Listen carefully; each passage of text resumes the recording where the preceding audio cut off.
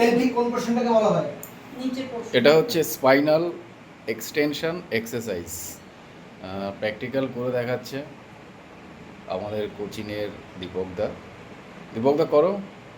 Down, up, count হবে 1 2 3 4 5, down, up, 1 2 3 4 5, এরকম 10 repetition 2 Times, মানে এরকম 10 বার হবে, দুবার রিপিট হবে, ঠিক আছে?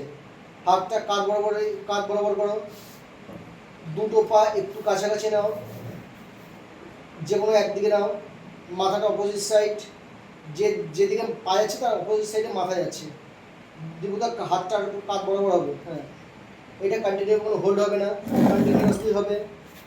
যেদিকে অপোজিট সাইডে মাথা হবে, এটা কন্টিনিউয়াসলি হবে, কোনো হোল্ড হবে না। খুব সুন্দরভাবে এক্সারসাইজটা করছে দীপকদা, দারুণ।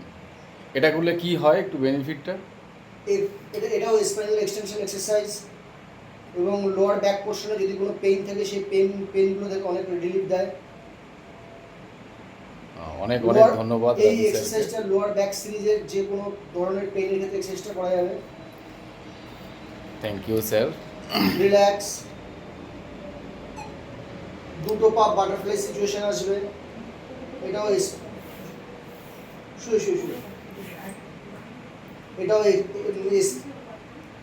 Spinal extension exercise, like butterfly, up down, পুরো, হ্যাঁ, ডাউন আপ, এটাকে বাটারফ্লাই এক্সারসাইজ বলা হয়।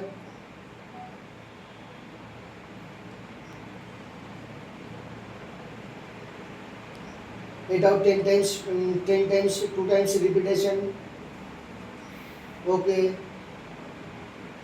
উপরে হয়ে যাও, like animal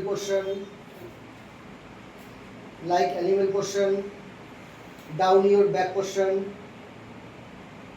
head up.